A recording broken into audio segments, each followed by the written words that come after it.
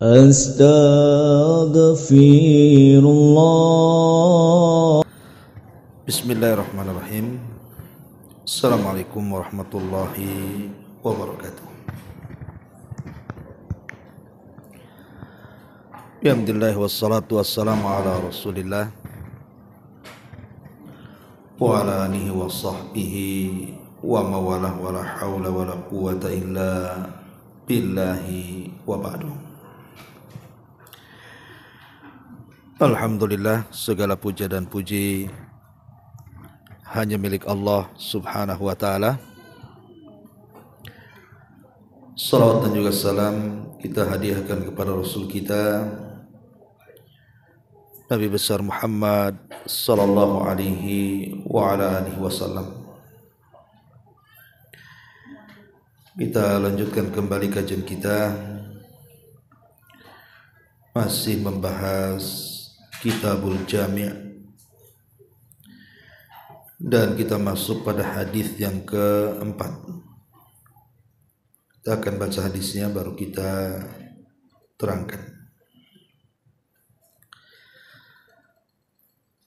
An Abdullah ibn Amrin radhiyallahu anhuma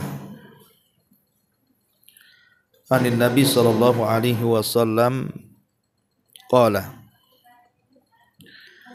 ridallahi fi ridal walidaini wa sakhatullahi fi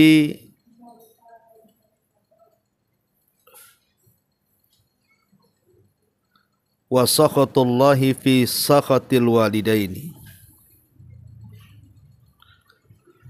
Akhrajahu At-Tirmidzi wa sahahahu Ibnu Hibban wal Hakim. Dari Abdullah bin Amr radhiyallahu an, dari Nabi sallallahu alaihi wasallam, keridhaan Allah terletak pada keridhaan kedua orang tua, dan kemurkaan Allah juga terletak pada kemurkaan kedua orang tua.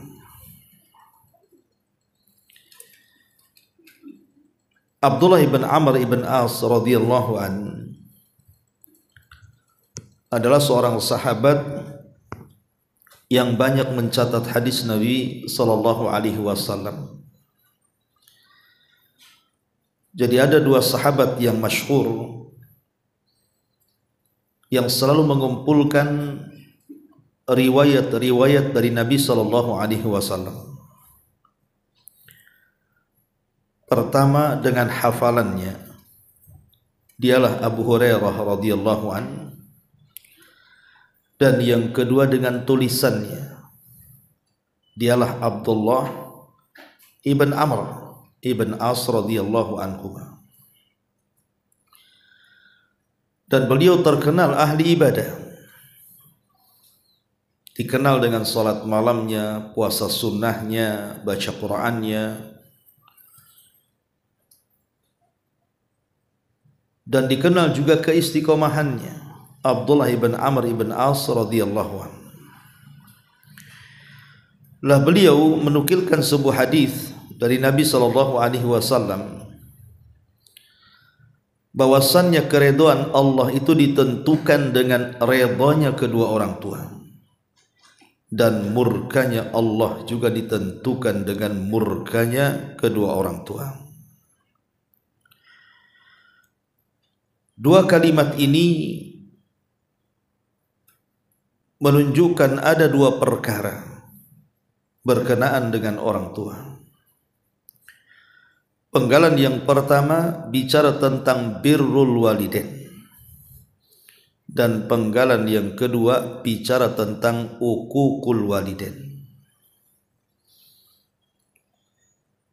Penggalan yang pertama, ridallah fi ridal walidaini, bahwa keridhaan Allah subhanahu wa ta'ala itu terletak pada keridhaan kedua orang tua kepada kita. Itulah yang disebut dengan birrul walidain. Adapun penggalan yang kedua, wa sakhatullahi fi sakhatil walidain. Tetapi kemarahan atau murkanya Allah juga terletak pada kemarahan dan murkanya kedua orang tua kepada kita. Itulah yang disebut dengan uququl walidain, durhaka seorang anak kepada kedua orang tuanya. Inilah pembahasan yang kita akan bahas pada pagi ini. Ma'asyiral muslimat yang dimuliakan Allah Subhanahu wa taala. Saya akan memulai dengan satu kisah. Disebutkan kisah ini di dalam Sahih Muslim. Nabi SAW pernah berkata di hadapan para sahabatnya,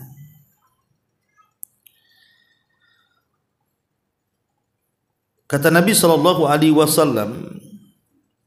akan datang kepada kalian seorang laki-laki dari Yaman. Dialah Uwais ibnu Amir al-Qarani. Apabila engkau bisa memintakan doanya, maka mintalah doa kepadanya, karena orang ini lau aqsama 'ala Allah la abarra. Kalau seandainya dia bersumpah atas nama Allah dalam doanya, maka doanya tidak mungkin meleset dan pasti mustajab. Ma'asyiral muslimat yang dimuliakan Allah Azza wa Jalla. Nabi SAW menyebutkan nama Uwais ibn Amir al-Qarani. Nabi tidak pernah ketemu. Begitu juga Uwais ibn Amir al-Qarani juga nggak pernah ketemu Nabi. Padahal hidup satu zaman itu. Ketika banyak para sahabat dari negeri Yaman berbondong-bondong datang ke kota Madinah untuk berjumpa dengan Nabi SAW, membaiat Rasul, jihad dengan Rasul dan begitu seterusnya, maka Uwais ibn Amir al-Qarani ini terhalang oleh ibunya. Dia ingin datang ke Madinah berjumpa dengan Nabi SAW, tetapi terhalang dengan ibunya. Ibunya sudah tua, sakit-sakitan, dan dia pun tidak bisa meninggalkannya. Padahal menemui Rasul dan berjumpa dengan Rasul itu sebuah keagungan, karena itu syarat menjadi sahabat Nabi. Kalau dia tidak berjumpa dengan Rasul walaupun sezaman dengan Rasul, tidak dikatakan sahabat. Seperti Uwais ibn Amir al-Qarani ini. Tetapi kecintaan beliau kepada Nabi SAW dan birrul walidain beliau kepada orang tuanya menjadikan nama dia harum. Walaupun Nabi SAW tidak pernah berjumpa dengan dia, tapi namanya disebut-sebut Rasul di hadapan para sahabat. Bahkan Rasul menganjurkan kalau berjumpa dengan dia, mintalah doanya di hadapan Abu Bakar, Umar, Uthman dan sahabat yang lainnya. Ma'asyiral muslimat yang dimuliakan Allah Subhanahu wa taala. Ketika Nabi SAW meninggal dunia, kemudian juga Abu Bakar meninggal dunia, maka ketika itu di saat kekhilafahan Umar bin Khattab radhiyallahu an, apabila datang rombongan dari Yaman yang hendak haji ke Mekah, maka Umar radhiyallahu an menahan mereka. Kemudian bertanya kepada mereka, afikum Uwais, afikum Uwais. Ada Uwais nggak di situ? Ada Uwais nggak di situ? Tapi setiap dia berjumpa dengan kafilah dari Yaman, selalunya kafilah dari Yaman mengatakan tidak ada Uwais bersama kami. Maka Umar pun kecewa menunggu tahun depan musim haji berikutnya. Entah berapa kali musim haji yang dilalui oleh Umar bin Khattab radhiyallahu anhu ini, sampai akhirnya Allah takdirkan di sebuah musim haji, rupanya ada rombongan dari Yaman. Kemudian Umar bin Khattab bertanya lagi kepada mereka, afikum Uwais, ada enggak Uwais di situ? Maka mereka mengatakan, ya, dia ada bersama kami. Akhirnya kemudian mereka mengatakan, atau Umar mengatakan, lalu di mana dia? Maka orang-orang mengatakan dia tertahan karena dia kehabisan bekal, kemudian bekerja di sebuah kabilah yang kami lewati. Akhirnya kemudian Umar bin Khattab pun mencari-cari Uwais ibn Amir al-Qarani, dan akhirnya dia dapati sedang sholat. Ketika kemudian Uwais ini melaksanakan sholat kemudian selesai salam, maka Umar mendekatinya. Kemudian Umar pun bertanya, anta Uwais ibn Amir? Apakah engkau Uwais ibn Amir? Dia mengatakan, na'am, ya. Min Murad, dari Murad, kemudian dari Qaran, ini kabilah Yaman. Maka orang ini mengatakan, ya, betul. Kemudian Umar mengatakan, fakana bika barasun fabari'ta minhu illa mawdi'a dirhamin. Apakah dulu pernah engkau terkena serang penyakit kulit semacam sofak, kemudian Allah sembuhkan dan Allah sisakan tinggal 1 dirham? Maka dia mengatakan, ya.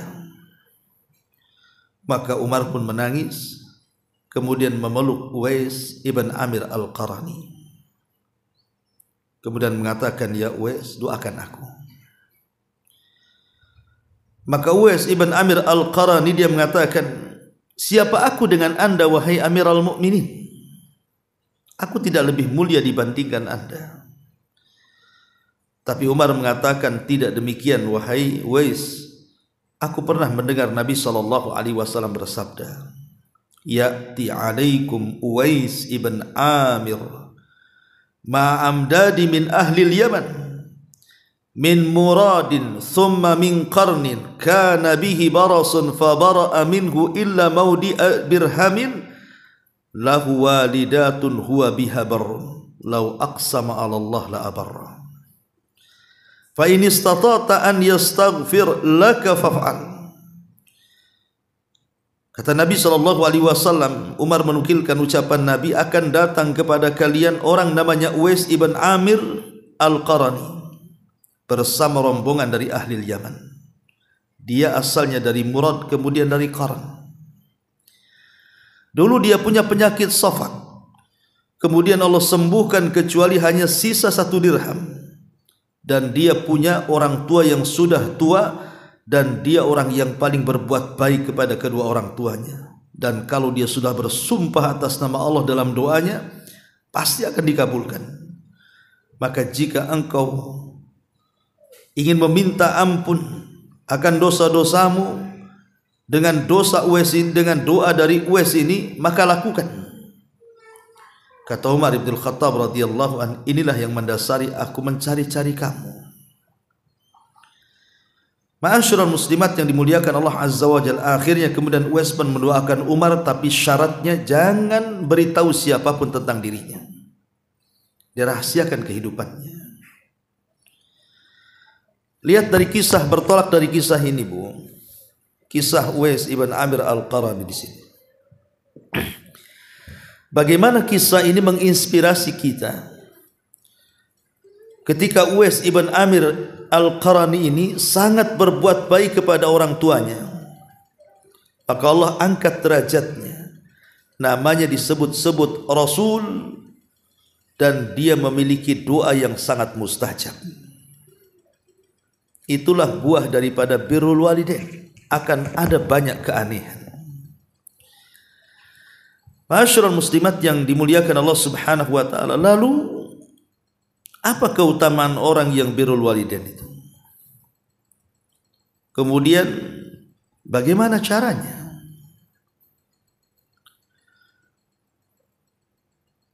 Kita tahu bahwa kedua orang tua itu adalah nikmat yang sangat besar. Kalau orang diberikan nikmat masih hidup kedua orang tua, maka itu sebuah nikmat yang sangat besar. Kenapa? Karena kita tahu bahwa Allah Subhanahu wa taala telah memberikan nikmat kepada manusia itu, bahwa keberadaan dia itu tidak lain dan bukan wasilah keberadaan kedua orang tuanya. Kalau tidak ada dua orang tua kita, dari mana kita ada? Sementara adanya kita terlahir dari kedua orang tua atas izin Allah Subhanahu wa taala. Ini sebuah nikmat.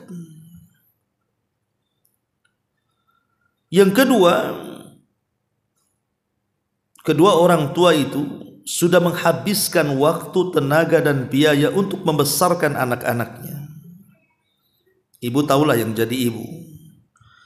Bagaimana merawat bayi itu dari mulai lahir sampai dia dewasa, lelah, letih, banyak kesedihan, keperitan dan macam-macam godaan. Kemudian yang ketiga, bahwa kebaikan orang tua, apakah itu ayah ataukah ibu, ketika memperlakukan anaknya itu, maka mereka berbuat seperti itu tanpa ada pamrih. Mereka tidak menghendaki balasan dari anak-anaknya. Bahkan sekalipun anak itu membalas kebaikan orang tuanya, tetap tidak akan sanggup untuk membalas kebaikannya. Sampai ada orang yang datang kepada Umar bin Al-Khattab radhiyallahu anhu. Dia mengatakan, "Ya Umar, apakah sudah cukup kebaikanku kepada orang tuaku?" Kata Umar bin Al-Khattab radhiyallahu anhu, "Apa maksudmu?" Maka dia mengatakan, "Ya Umar, ya Amirul Mukminin, aku sudah melakukan kepada kedua orang tuaku seperti yang dilakukan kedua orang tuaku kepadaku. Kalau aku di masa kecil dia menyuapi aku, maka sekarang aku yang menyuapi dia. Kalau aku di masa kecil dia yang membersihkan kotoranku, mencebokiku, membersihkanku, maka sekarang aku yang melakukan itu kepada kedua orang tuaku. Pokoknya apapun yang dilakukan orang tua kepadaku, aku lakukan kepada dia. Apakah sudah cukup kebaikanku untuk menyeimbangkan kebaikan dia kepadaku?" Apa jawaban Umar? Umar bin Khattab radhiyallahu anhu mengatakan, "Tidak. Karena kedua orang tuamu saat merawatmu, maka dia menghendaki kehidupanmu. Tapi engkau saat merawat kedua orang tuamu menghendaki kematiannya." Kan begitu. Kalau ibu ini punya anak, apalagi masih kecil lucu-lucunya, kemudian sakit parah, mungkin ibu nggak bisa tidur, berusaha dibawa ke klinik sana, ke klinik sini, diobati sana, diobati sini. Bahkan ada orang tua itu yang rela menebus jiwanya asal anaknya tak mati. Tapi kalau orang tua yang sakit, Bu, kalau orang tua yang sakit kan, ya ada juga anak yang berusaha mengobati ke sana kemari kan. Tapi kalau seandainya Allah takdirkan meninggal, paling tinggi ibu ngomong apa? "Ah, sudah waktunya. Memang sudah tua." Nggak ada anak mengatakan, "Kenapa nggak saya saja?" Nggak ada. Yang ada justru ada sebagian anak yang durhaka meminta kepada Allah agar disegerakan kematian orang tuanya. Coba, naudzubillah. Ya. Makanya kita katakan bahwa 3 poin ini menunjukkan bahwa keberadaan kedua orang tua itu nikmat yang sangat besar. Lebih-lebih kalau kita bicara tentang keutamaan birrul walidain itu. Disebutkan oleh para ulama, yang pertama, birrul walidain itu adalah wasiat Allah terhadap hambanya. Dan itu dicantumkan dalam Beberapa ayat dalam Quran, salah satunya surah An-Nisa ayat 36, surah Al-Isra ayat 23, surah Luqman ayat 14, surah Al-Ahqaf ayat 15, di mana Allah Subhanahu wa taala menjelaskan tentang bahwa berbuat baik kepada orang tua itu adalah wasiat Allah kepada kita. Wa wassaynal insana biwalidayhi. Kami berwasiat, kata Allah, agar berbuat baik kepada kedua orang tua. Yang kedua, bahwa berbuat baik kepada kedua orang tua itu adalah amalan yang paling dicintai Allah. Abdullah bin Mas'ud radhiyallahu an pernah bertanya kepada Rasul, Rasul, kira-kira amalan yang paling dicintai Allah itu apa? Maka Rasul mengatakan salat tepat waktu. Kemudian ditanya lagi, kemudian apa lagi wahai Rasul? Kemudian Rasul mengatakan berbuat baiklah kepada kedua orang tua. Kemudian apa lagi wahai Rasul? Kemudian Rasul mengatakan berjihadlah di jalan Allah. Lihat, Rasul mengatakan dari sederetan amalan yang dikatakan ahabbu ilallah, paling dicintai di hadapan Allah, salah satunya adalah birrul walidain. Kemudian yang ketiga, birrul walidain ini bisa menghilangkan kesusahan manusia. Tapi sebaliknya, uququl walidain itu bisa menyusahkan kita. Artinya, dengan semata-mata kita berbuat baik kepada kedua orang tua, Bu, maka berkah itu akan turun kepada kita. Boleh jadi rizkinya dimudahkan, urusannya dimudahkan, setiap permasalahannya diringankan, dicarikan jalan keluarnya, dan begitu seterusnya. Lihat tentang kisah 3 orang yang terjerembab dalam gua tuh. Kemudian pintu guanya tertutup dan tidak bisa keluar. Kemudian salah seorang di antara mereka mengatakan, kita tidak mungkin selamat dalam gua ini kecuali kita bertawasul. Maka salah satu yang bertawasul dari 3 orang ini adalah dengan tawasul birrul walidain. Akhirnya pintu gua itu pun terbuka, menunjukkan bahwa birrul walidain itu bisa menghilangkan keperitan hidup. Kemudian yang keempat, birrul walidain itu bagian daripada jihad di jalan Allah. Ingat anak muda yang datang dari negeri Yaman kemudian berjumpa dengan Rasul dan ingin dilibatkan dalam jihad. Tapi Rasul bertanya, ahayyun walidak, masih hidup orang tuamu? Dia mengatakan ya. Maka Rasul mengatakan, idhab fa fihi mafajahid, pulang, berjihadlah untuk kedua orang tuamu. Kemudian yang kelima, bahwa berbuat baiknya kita kepada kedua orang tua itu bagian daripada melaksanakan amanah yang Allah amanahkan kepada kita. Ketika Nabi SAW dari hadis Abu Hurairah radhiyallahu anhu dikeluarkan Bukhari Muslim itu menceritakan tentang seorang laki-laki yang datang kepada Rasul kemudian bertanya, Rasul, siapa manusia yang paling aku harus dahulukan dalam pelayanan? Artinya kalau aku hanya punya satu waktu, kuberikan kepada siapa waktu ini? Kalau aku hanya punya uang 1 dirham, kuberikan kepada siapa uang 1 dirham ini? Kalau aku ini punya kata-kata yang lembut cuma 1, kepada siapa aku lontarkan kata-kata ini? Dan begitu seterusnya.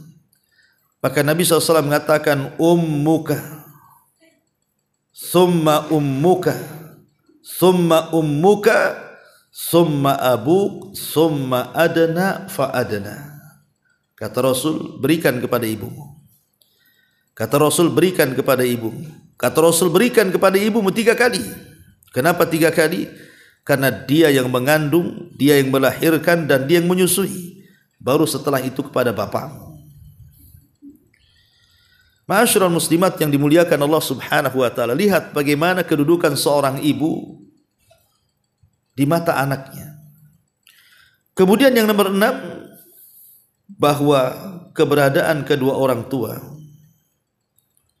itu satu kesempatan emas bagi anak untuk mencapai surga.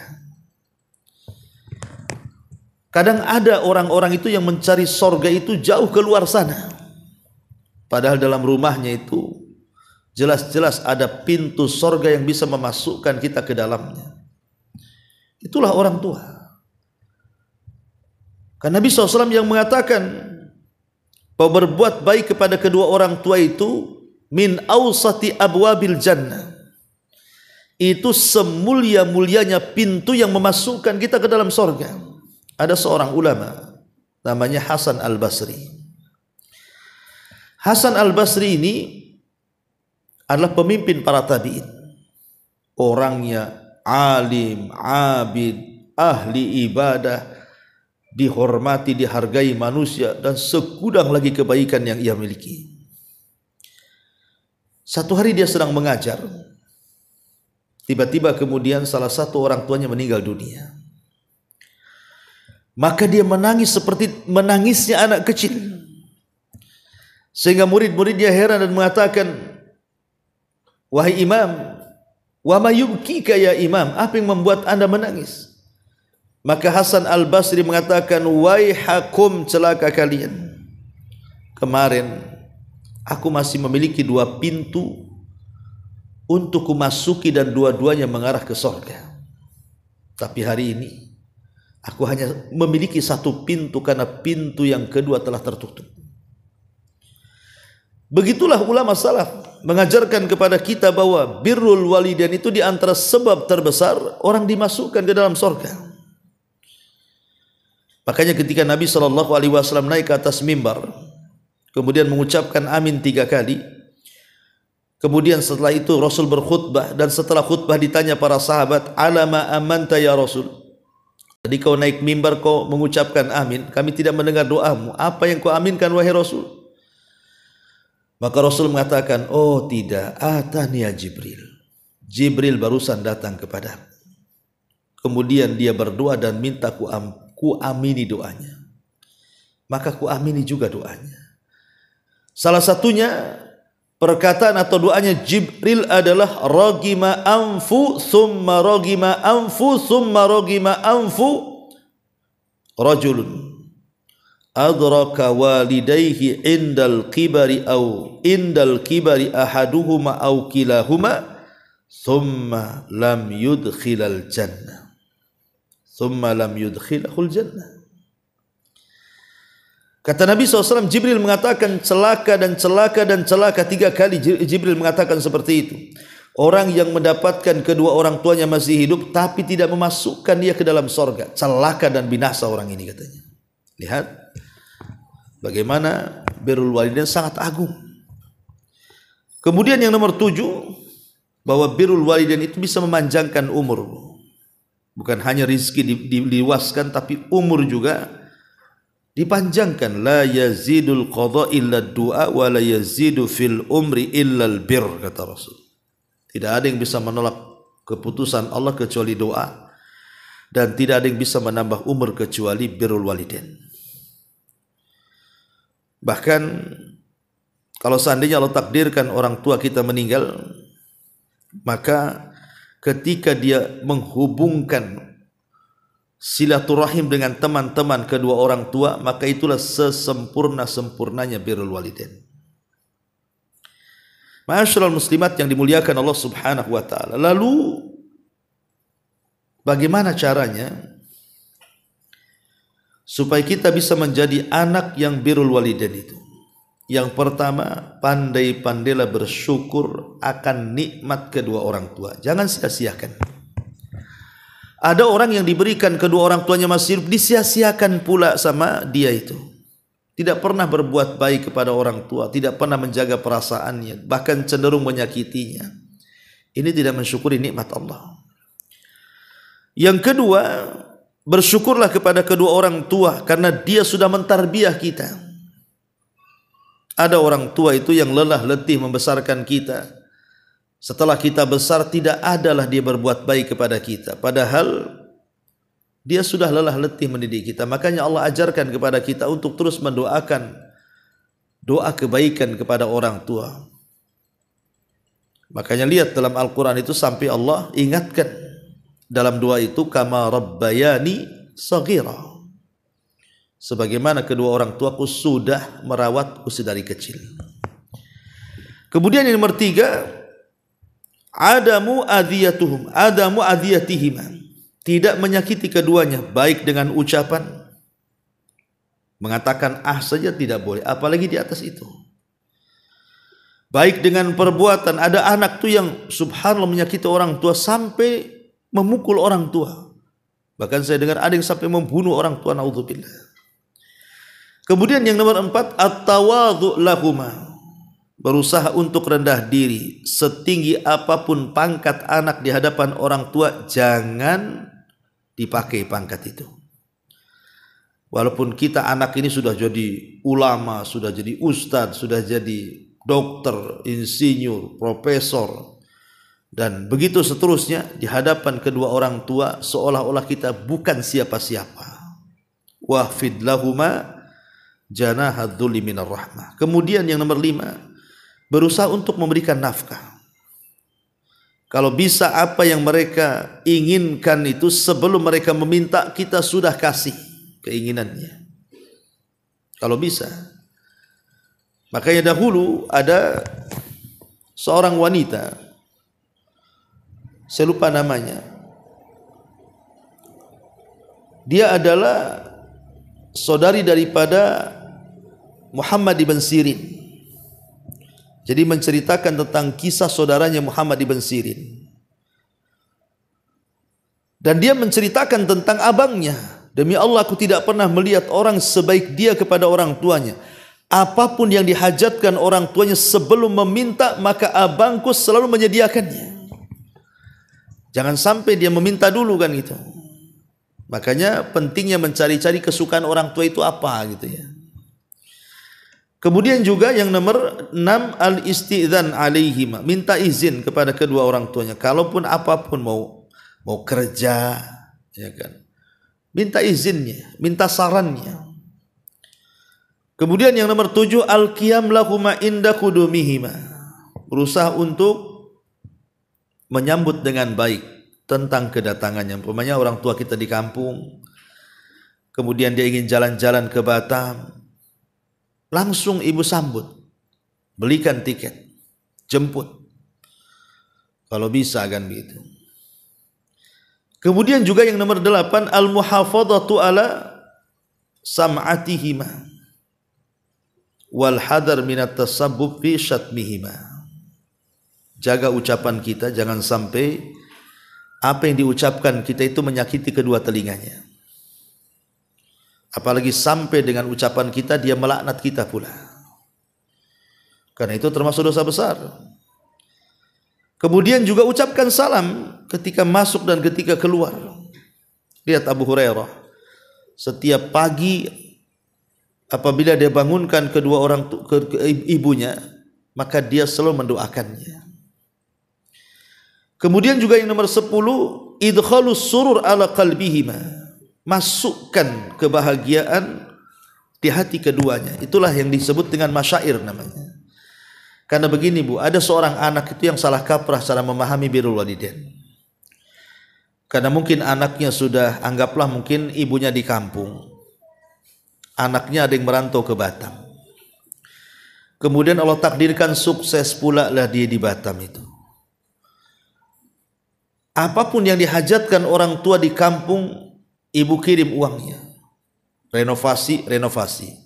Ibunya pengen kurban, ibu belikan dari sini. Ibunya pengen mobil, ibu belikan dari sini. Ibunya pengen sawah, ibu belikan dari sini. Tetapi ada anak yang tidak bisa menjaga perasaan orang tuanya. Birrul walidain itu bukan hanya semata-mata harta Bu. Bukan hanya semata-mata harta yang kita kirimkan kemudian kita merasa sudah birrul walidain. Tidak, itu hanya sebagian kecil. Yang paling besar itu kadang-kadang perasaan orang tua. Terkadang ada orang tua itu tidak butuh dengan harta anaknya. Dia hanya ingin memandang anaknya, mendengar anaknya, ngobrol sama anaknya, kumpul sama anaknya. Kadang ada orang tua yang itu saja inginnya. Makanya birrul walidain itu kan pintu luas gitu ya. Tidak bisa dicukupkan hanya kirim-kirim uang saja. Lebih daripada itu, menjaga perasaannya. Kemudian juga al-muhafadzatu ala amwalihima, kita jaga harta keduanya kalau memang punya harta. Kemudian tafaqqud maudhi'u rahatihima wa tanajjub wa tajannubu ij'ajihima asna'a naumihima awid duhul alaihima fi ghurfatihima illa biidnihima. Perhatikan kapan orang tua istirahat, kapan orang tua sedang tidak istirahat, supaya kita tidak mengganggu, gitu maksudnya. Makanya lihat ketika ada seorang sahabat Nabi SAW, kalau tidak salah Abdullah bin Mas'ud, dia tidak berani membangunkan orang tuanya ketika hendak memberikan air susu kan, sampai dia bangun baru dikasih. Kemudian juga al-ikstar minad doa, perbanyak doa kebaikan dan doa istighfar bagi kedua orang tua. Termasuk juga istisyaratuhuma fi jamil umur. Libatkan orang tua itu kalau ada apa-apa, ajak mereka diskusi. Jangan sampai mereka tersinggung. Ya, karena terkadang ide orang tua itu kan karena dia sudah makan garam, boleh jadi lebih luas, lebih bisa menyelesaikan masalah. Termasuk juga seseorang mengambil izin keduanya ketika hendak, mungkin walaupun keluar untuk jihad, keluar untuk bekerja, keluar untuk kemana, maka minta izin keduanya dan minta redho keduanya, karena itu bagian daripada birrul walidain. Ini diantara birrul walidain semasa mereka hidup, Buya. Sekarang bagaimana kalau seandainya kedua orang tua itu sudah meninggal? Karena begini, ada anak itu baru terasa gitu ya, sedihnya ketika orang tuanya meninggal. Bahkan anak itu kalau sudah sukses sementara orang tuanya sudah meninggal jauh-jauh hari, jauh-jauh tahun, terkadang anak itu terkadang bisa menangis dan mengatakan, coba sekiranya bapakku masih hidup, ibuku masih hidup, dan melihat kesuksesan anaknya, tentu ini sangat senang sekali, aku akan membahagiakan dia. Ada anak itu yang baru kemudian menyesal ketika orang tuanya meninggal. Tetapi Allah tidak menutup kebaikan anak kepada orang tua itu semasa orang tua ketika hidup, tidak. Bahkan mulai dari ketika hendak meninggal atau sakaratul maut sampai masuk ke liang lahat, sampai sudah ada dalam lahat, tetap Islam itu mengajarkan bagaimana cara birrul walidain kepada mereka. Pertama, kalau seandainya orang tua itu sedang sakaratul maut, maka kewajiban anak dalam rangka birrul walidain mentalkin, anak mentalkin orang tuanya, jangan orang lain. Anak itu yang mentalkin orang tuanya. Kemudian yang kedua, mendoakan keduanya, mendoakan agar dosanya diampuni, agar dia itu bisa menjawab pertanyaan malaikat dan begitu seterusnya, agar diangkat derajatnya, dimudahkan hisabnya, diluaskan kuburnya dan lain sebagainya. Kemudian juga arahkan ke arah kiblat, kemudian tutup kedua matanya, kemudian tutuplah badannya dengan kain sehingga tidak menakuti manusia. Kemudian bersegera untuk fardu kifayah, mulai dari memandikannya, mengkafaninya, menyalatkannya. Ini kalau bisa anak ini terlibat. Kapan lagi? Kalau sudah dimasukkan ke liang lahat tidak nampak lagi kan, Bu? Jadi kalau bisa fardu kifayah itu anak terlibat di sini, karena itu bentuk birrul walidain juga tuh. Kemudian habarkan kematian orang tuanya kepada saudara-saudaranya yang lain, yang satu kandung, supaya bisa juga birrul walidain juga untuk ikut memandikan, mengkafankan dan menguburkan dan menyolatkan. Ma'asyiral muslimat yang dimuliakan Allah Subhanahu wa taala. Jadi secara umum apabila sudah kemudian meninggal dunia, mulai dari sakaratul maut sampai kemudian dikuburkan, maka setelah kemudian orang tua kita ini dikuburkan, apa kewajiban kita? 5. 1. Berdoa kebaikan untuk orang tua kita yang sudah meninggal dan doa istighfar. Yang kedua, laksanakan wasiatnya kalau dia punya wasiat. Yang ketiga, bersedekah dan kirim pahala sedekahnya untuk orang tua. Yang ketiga, silaturahim kepada orang-orang yang dekat dengan orang tua semasa hidupnya. Siapa? Dia punya teman siapa? Kita datang, kita kasih hadiah. Kita katakan, saya anak Fulan bin Fulan, kenal enggak bapak saya? Oh kenal, kasih hadiah. Jadi silaturahim termasuk di dalamnya adalah amalan-amalan yang bermanfaat untuk orang mati setelah kehidupannya. Inilah diantara bentuk birrul walidain. Ya, inilah yang dikatakan Nabi SAW, ridallah fi ridal walidain. Adapun penggalan yang kedua, wasakhatullah fi sakhatil walidain. Murkanya Allah Subhanahu wa ta'ala ditentukan dengan murkanya kedua orang tua, alias uququl walidain, durhaka kepada orang tua. Seperti apa? Seperti membuat nangis, sedih orang tuanya dengan ucapannya, dengan perbuatannya, atau dengan sebab-sebab yang lainnya. Ataupun ucapannya mengucapkan kalimat atau lebih daripada itu, membentaknya. Atau kadang anak itu berani loh menyuruh orang tuanya, nyuruh orang tuanya dengan perintah lagi. Nauzubillah, ini durhaka dengan orang tua. Atau kadang anak ini latah, dikritiknya pula masakan orang tuanya. Orang tuanya masak nggak enak, muring-muring anaknya. Jadi kadang-kadang ada sampai mengkritik masakan orang tua. Udah anggap enak aja lah, mau asin, mau manis, mau ciut, mau apa, terserah kan itu. Puji saja. Kemudian juga terkadang tidak mau membantu orang tua. Entah mungkin nyapu, entah ngepel, entah apa yang ringan-ringan kan. Malah kemudian orang tuanya yang lelah letih berkeringat pula di situ. Atau mungkin tidak pernah mendengarkan nasihatnya, wejangannya, pendapatnya. Bahkan ada anak itu yang sampai mencela orang tuanya. Bahkan yang lebih parah, memasukkan kemungkaran ke dalam rumahnya lagi. Coba bayangkan, ada anak mabok di rumah, judi di rumah gitu. Padahal ada orang tuanya tuh, berzinah dalam rumah. Ya Allah, nggak boleh itu uququl walidain. Termasuk juga membuat telinga orang tua itu nggak enak gara-gara ucapan anaknya. Atau boleh jadi kemudian memasukkan orang tua dalam kesulitannya. Nah ini bahaya bu. Ibu kalau sudah ada masalah dengan suami, jangan curhat sama orang tua. Orang tua yang selama ini menganggap ibu baik-baik saja, tenang hatinya, tiba-tiba diceritakan masalah ibu dengan suami, tiba-tiba orang tua stres kepikiran tuh. Kita ini suami istri sudah damai, orang tua pula tak damai dengan otaknya, masih kepikiran aja. Coba. Nah, ini kan bisa durhaka, itu penyebab durhaka anak kepada orang tua tuh. Ya, ataupun mungkin lama meninggalkan orang tua. Ada orang yang lama kali meninggalkan orang tua itu. Dia ada orang tua tapi dia safar, tidak tahu, nggak kasih kabar cemana hidupnya. Kalau dia hidup ya di mana tempatnya, kalau dia mati dikuburkan di mana kan gitu. Kadang ada anak yang pergi begitu saja. Alasannya pantang menghabarkan orang tua sebelum berhasil katanya. Loh kalau nggak berhasil cemana? Selamanya nggak dihabar-habarin.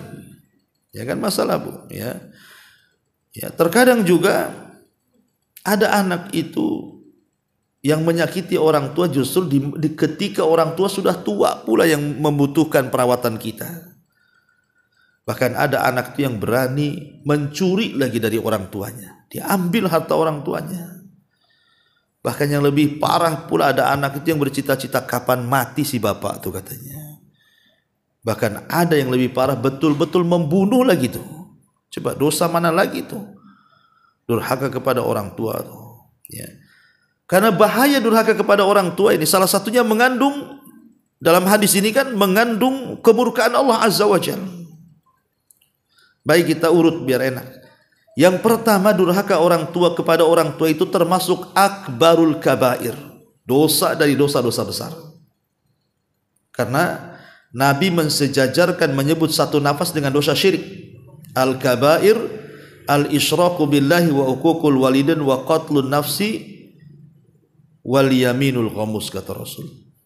Dosa besar itu adalah kesyirikan kepada Allah, kemudian durhaka dengan orang tua. Lihat, disebutkan satu nafas tuh, antara durhaka dengan kedua orang tua ini, dengan kesyirikan, menunjukkan bahwa itu dosa besar. Yang kedua, maka orang yang durhaka kepada orang tua dia akan mendapatkan kerugian besar dan doa kecelakaan dari Jibril.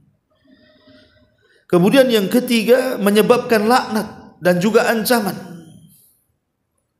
Menyebabkan laknat dan juga ancaman. La yadkhulul jannah qati', tidak akan masuk surga orang yang memutuskan silaturahim, apalagi dengan kedua orang tuanya. Diancam oleh Allah, tidak akan masuk surga, bahkan diancam neraka.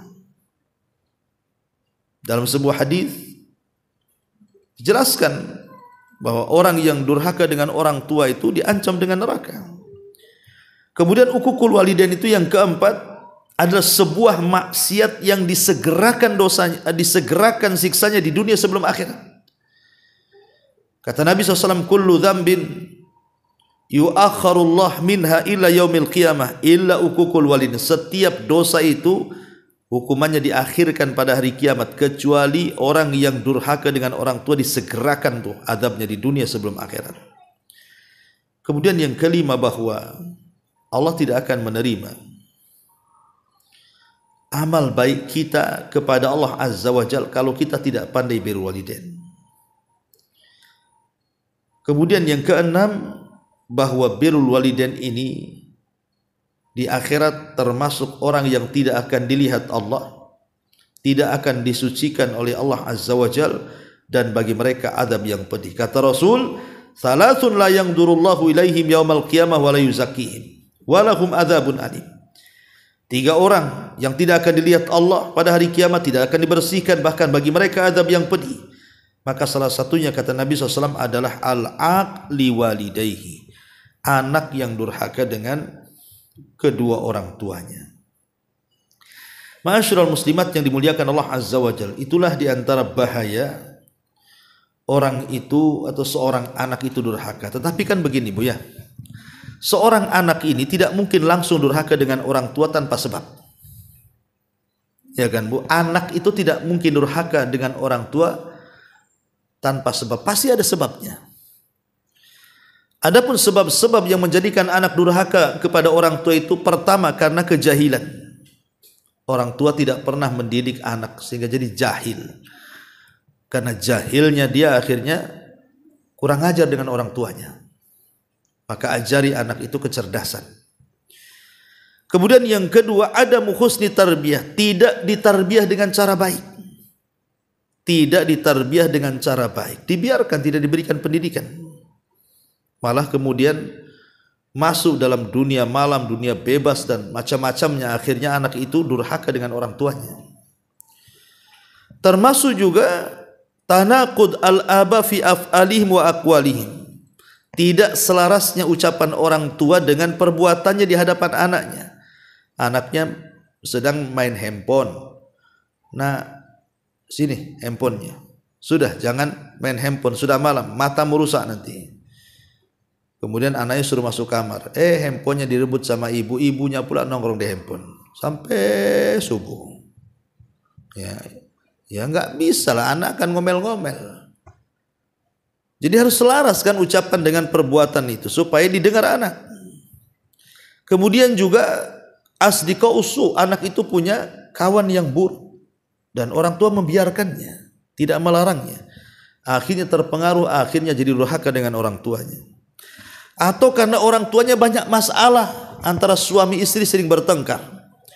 Akhirnya kemudian berakhir dengan perceraian. Ketika suami bercerai dari istri, akhirnya tidak bisa merawat anaknya dengan baik. Ibunya tidak bisa merawat dengan baik, bapaknya apalagi. Akhirnya anak ini tumbuh menjadi anak yang durhaka. Itu pun juga sebabnya. Ataupun yang keenam, orang tua tidak adil sama anak. Sehingga salah satu yang dizalimi dari anak itu merasa tidak baik orang tuanya. Maka dia durhaka dengan orang tua jadinya kan, karena tidak adil kasih sayang orang tua kepada anak itu. Ataupun yang nomor 7, adamu i'anatil walidaini li abnaihim alal bir. orang tua dari kecil tidak pernah mengarahkan anaknya untuk berbuat baik kepada orang tua. Harusnya kan diajarkan, pamannya ibu punya anak, ayo nak kita ke kakek, ke nenek. Ibu tunjukkan berbuat baik ibu kepada orang tua di hadapan anak ibu yang merupakan cucu daripada kakek nenek kita tuh, supaya kelihatan berarti dia sedang mengajarkan dengan perbuatannya, suruh berbuat baik kepada kedua orang tuanya. Kemudian juga su'ul akhlak lil ibn, orang tuanya buruk akhlaknya kepada anaknya, membentak, memukul, melaknat, mendoakan keburukan. Ini anaknya jadi jahat jadinya. Termasuk hubur rohah waddah. Ya, orang tuanya dia suka istirahat, lebih banyak istirahatnya, nggak mau diganggu dengan anak-anaknya. Sehingga anak sampai besar tidak pernah punya perhatian dari orang tuanya. Termasuk juga ada musyu'ur wal ihsas bil walidaini. Orang tua tidak punya hati, keras hatinya, tidak punya rahmat sama anaknya. Itu menjadikan anak durhaka tuh. Ya. Kemudian juga terkadang uququl walidain ini disebabkan karena kelalaian orang tua, atau boleh jadi orang tua sudah bagus, ibu sudah didik anak semaksimal mungkin, biaya sudah dikeluarkan, waktu sudah dikorbankan, apapun keinginan anak itu sudah ibu penuhi, diarahkan ke yang baik, tapi Allah berkata lain. Boleh jadi anak itu jadi ujian, dia durhaka dengan orang tuanya karena ujian dari Allah, ibu harus lebih sabar lagi. Ya, jadi sebab durhaka kepada anak itu bukan dari perlakuan buruk aja orang tua kepada anak kan. Boleh jadi orang tua sudah baik tetapi Allah takdirkan anak itu kurang ajar. Dan itu ujian bagi orang tuanya, harus lebih ekstra sabar lagi mendidik anak-anaknya. Nah, inilah poin-poin dari hadis Nabi SAW. Ridallah fi ridal walidaini wa sakhatullahi fi sakhatil walidaini. Bahwa keridhaan Allah terletak pada keridhaan kedua orang tua, dan kemarahan Allah juga terletak pada kemarahan kedua orang tua. Wallahu a'lam. Baik, sampai di sini kita buat tanya jawab, silakan.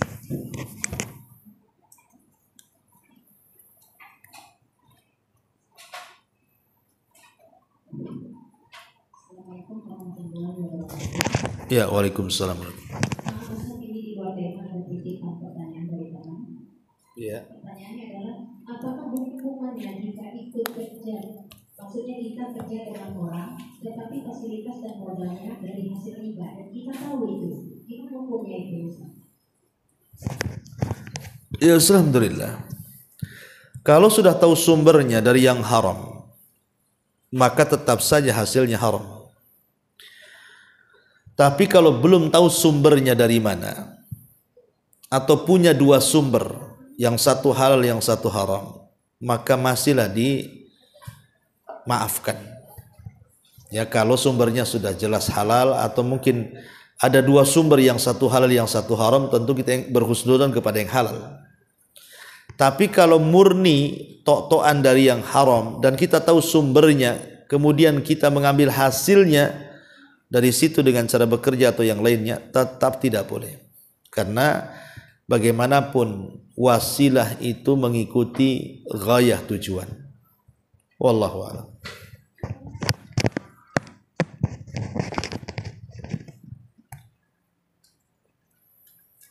Assalamualaikum warahmatullahi wabarakatuh. Waalaikumsalam. Di luar tema. Iya. Begini Ustaz, ada saudara yang kemarin mengatakan misalnya ini salah saya di Ustaz, doakan saya ini, nanti saya buat ini ke TPI kamu gitu. Saya punya TPI Ustaz, doakan saya dapat tender, gitulah Ustaz. Jadi saya bilang ya bang, dan ini bukan, ini saya bilang ini nazarnya abang ya, bukan janji sama saya seperti itu. Katanya iya. Kemudian tender itu dapat dengan lancar gitu Ustaz. Saya melihat dia melalaikan. Apakah itu termasuk nazar yang ketika saya ingatkan dia agak gimana gitu Ustaz? Apakah itu termasuk nazar yang sekarang saya biarin aja gitu Ustaz? Itu gimana pendapat Ustaz? Apa termasuk nazar dia yang harus saya tanya apa saya udah saya diamin aja gitu. Iya, alhamdulillah. Nazar itu, lihat dulu. Nazar itu kan urusan dia dengan Allah. Makanya sing saya katakan asal hukum nazar itu kan ada yang mengatakan makruh, ada yang sampai mengatakan haram. Karena nazar itu tidak keluar kecuali dari orang bakhil. Nah, buktinya bakhil kan Bu. Sudah dapat tendernya tak ngasih duit kan jadi bakhil. Ya. Karena orang nazar itu tidak bisa barter seperti itu. Kalau aku begini maka akan begitu. Dan biasanya nazar seperti ini berat menunaikannya. Dan menyesal setelahnya. Kenapa aku nazar dulu? Jadi nggak enak jadinya kan itu.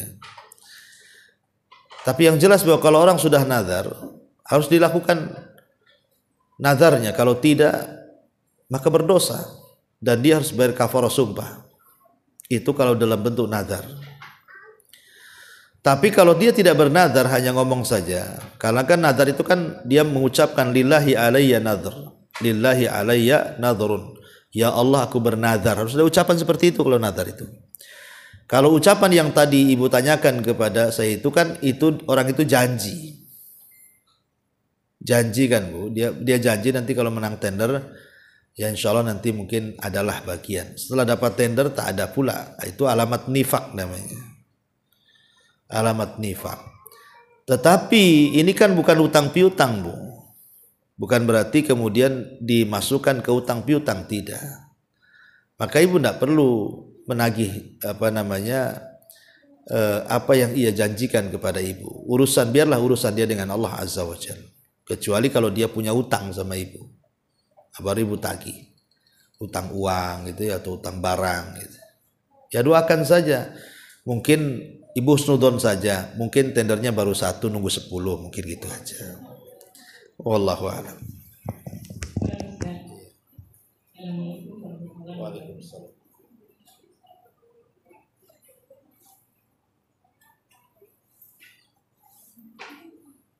Assalamualaikum warahmatullahi wabarakatuh. Waalaikumsalam. Ini pertanyaan tentang pengabdian kepada orang tua. Di tempat ini kan kita banyak perantauan tuh, terutama dari para umat yang berada di sini ya.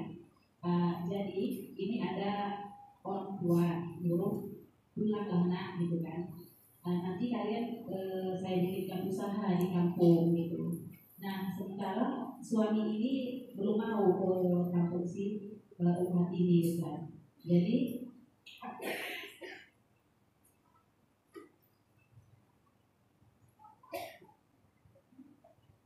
iya gimana? Dengan alasan si suami ini bilang ini di kampungmu terlalu jahiliyah gitu, takutnya nanti keistiqomahan kamu akan berkurang kalau kita pulang ke sana gitu. Jadi apa yang harus dilakukan si anak perempuan ini dan selaku istri juga untuk menanggapi masalah ini, apakah ikut orang tua atau suaminya itu bagaimana ya Ustaz? Ya, kewajiban istri itu alhamdulillah adalah ikut suami. Kalau suami tak mau pulang ya sudah ikut suami. Sudah gugur kewajibannya dekat dengan orang tua karena hak suami lebih utama dibandingkan hak orang tua. Tapi bukan berarti kemudian tidak bisa dekat dengan orang tua, kan bisa pulang sekali-kali sewaktu-waktu. Kemudian bisa video call, bisa nelpon, bisa macam-macam kan. Untuk lebih dekat dengan orang tua kan sekarang alhamdulillah lebih mudah daripada dulu kan. Kalau dulu itu kan harus pakai surat. Kadang-kadang surat itu sampai tak sampai. Kadang-kadang balik lagi surat itu. Ya. Jadi kalau sekarang lebih mudah kalau suami sudah mengatakan seperti apalagi lihat maslahat ke akhirat, maka saya acungkan jempol lah itu. Kalau memang itu yang jadi alasan suami. Maslahat agama ya. Dia kan mempertimbangkan maslahat agama. Berarti suami ini baik gitu. Lain kalau pertimbangannya masalah dunia. Dunia kan bisa dicari di mana saja. Tapi agama, mempertahankan agama ini kan tidak bisa. Apalagi kalau baru hijrah. Ya, lingkungan di Batam ini masih enak gitu kan. Pengajian banyak, kawan banyak. Kemudian kita pakai pakaian syar'i juga nggak berat. Tapi kalau di kampung kawan tak ada. majelis taklim tak ada, pakaian-pakaian syariah jadi digibahi, macam-macam kan susah ya. Kalau pertimbangannya agama, ya ikut suami lebih baik. Ya sambil mungkin ya bagaimana caranya membahagiakan kedua orang tua lah kan begitu. Wallahu a'lam. Waalaikumsalam warahmatullahi wabarakatuh. Iya. Begini Ustaz, seandainya misal orang tua kita meninggal Ustaz, Iya. kita adik-beradik banyak, sementara kalau kita kan pribadi kita sendiri nggak mau tahlilan Ustaz. Ya sementara kalau adik-beradik kita harus misalnya bagi rata kita ini biayanya gitu Ustaz, itu sebaiknya kita ikutin biar tidak ada masalah apa kita tidak mau ikut dengan biayanya Ustaz, gimana itu Ustaz? Ya kalau ibu bisa jelaskan, karena ibu beda pendapat dengan saudara-saudara, ya ibu jelaskan, maaf saya nggak ikut acara itu, saya akan sedekah sendiri dan saya doakan sedekah ini untuk orang tua saya. Kan lebih bijak kalau seandainya ibu jelaskan seperti itu, kamu punya cara sendiri dan saya juga punya cara sendiri untuk birrul walidain setelah kematian. Tapi kalau seandainya dalam keluarga itu ada yang ngotot bahkan mengancam, awas kamu kalau tidak ikut urunan kita bukan saudara lagi, jangan pernah datang menginjak kakimu di rumah saya lagi, diancam macam-macam, maka itu dilihat dengan sebuah kacamata kaedah akhaffu dararaini, mengambil yang paling ringan madaratnya, mengambil yang paling ringan madaratnya. Satu sisi kita ikut membiayai, bagi kita ini salah, tetapi di sisi lain lebih salah lagi kalau seandainya kita tidak akur dengan keluarga. Nah sekarang ambillah mana yang lebih ringan, kita tidak akur ataukah kita justru terlibat dalam acara itu, mana yang lebih ringan? Nah, kita ambil yang lebih ringan. Maka boleh kita ikut urunan dalam acara itu tentu dengan mengingkari secara hati.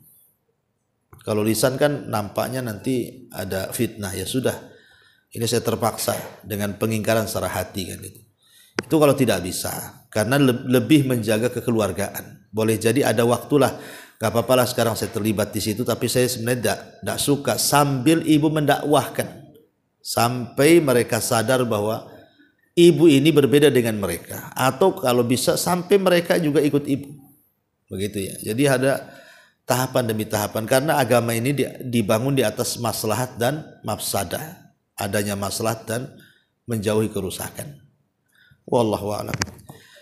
Iya, saya kira cukup ini, udah hampir jam 10 ini, ada kajian juga di luar. Subhanakallahumma bihamdika, asyhadu an la ilaha illa anta astaghfiruka wa atubu ilaik. Allahu ta'ala alam. Assalamualaikum warahmatullahi